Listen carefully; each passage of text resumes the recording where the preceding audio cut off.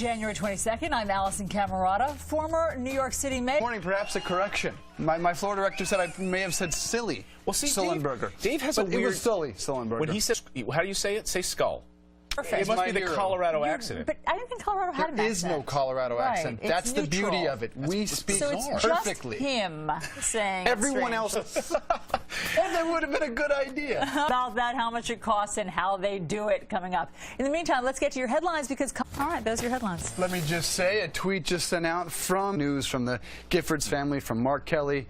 We're so happy to hear this morning. Good news. That's wonderful.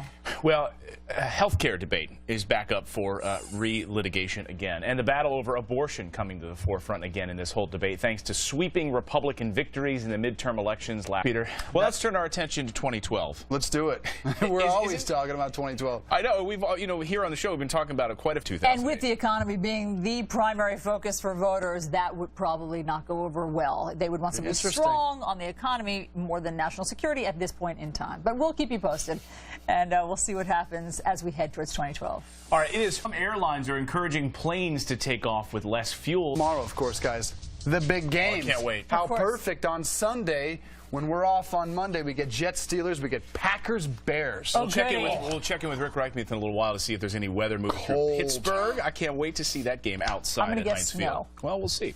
All right, let's go out to Placer County, California, where they're having a huge problem in schools, and everybody needs to take some part in cracking down on it. I mean, particularly at this school where it's so rampant and widespread. So we'll see how that goes over. But, the kids don't really have a choice. I mean, when you come home, if your parents say you're going to get drug tested, then you're going to get drug tested. One of the little loopholes that I see in this, and it could be a bit of a problem. I don't know what's so surprising. I just spent 3 days there this week, and because it's so sunny and so warm and so beautiful, what's the point of being rude? Everybody has a spring in their step. Yeah. Everybody's just outside in the glorious. You don't have to say that. It's 3:30 in L.A. They're not. Let's bring in Rick on. Let's bring in Rick on this. People suspected their daughter was dating a bad news boyfriend. You found out he was, in fact, she was with this boyfriend and caught you in the act. It couldn't believe it. You were like, so you charge $75 an hour. How do parents contact you if they want to? You have a website? I have a website, PI Finest. So you should probably hide them like Dave and I do. Well, you are. Suddenly, I'm more nervous about ever flying with you guys. With us. All right. In the meantime, let's get to your headlines. Tell you what's happening because Congresswoman Gabrielle Giffords is starting the interesting poll numbers to look at the changes there as well. Yeah, let's talk 2012 now. When you speak about who will be the GOP front runner to run against President Obama, it's the usual suspects, right? It's Governor Huckabee, our colleague, leading the pack, Sarah Palin, Mitt Romney, Newt Gingrich, perhaps even John Thune. But is there a different name that might be thrown in, one you have heard before, but not when talking about 2012, when talking about 08? And we threw this out there earlier because Rudy Giuliani, the former mayor of New York City, was on Sean Hannity's show last night. He's MSNBC. That has nothing to do with Tim Pawlenty. It has to do with Keith Olbermann. He quite unexpectedly, at the end of his broadcast last night, announced that he is leaving his show, basically stepping down, and it sounds like leaving the network entirely. Let's listen to what he said. What was the last straw? You want to know what the last straw is. Was there an event? Because you'll remember that he has had some dust-ups with management over the years. In fact, I think most recently in November, he was suspended for 2 days after it was revealed that he contributed to some Democrats' campaigns. So what was it that was the final straw? He says that it was only supposed to have this experience at my house. I have struggled to teach my 5-year-olds how to dial 911 in the case of an emergency. They have never really, quite frankly, mastered it. However, they have memorized the 4-digit passcode to the iPad. To unlock the iPad, 4 digits right? they can And get. they know that. Not the 3 wild card, I must say. Dubuque? Well, close.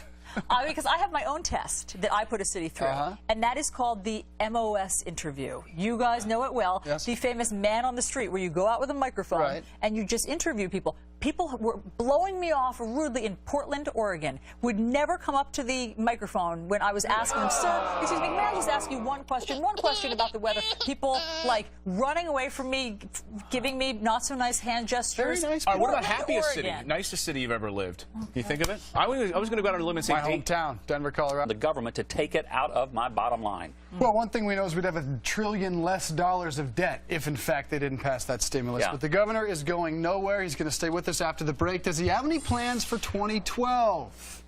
We're going to ask him about that. The polls sure look good for the man sitting here with us. What's 2012?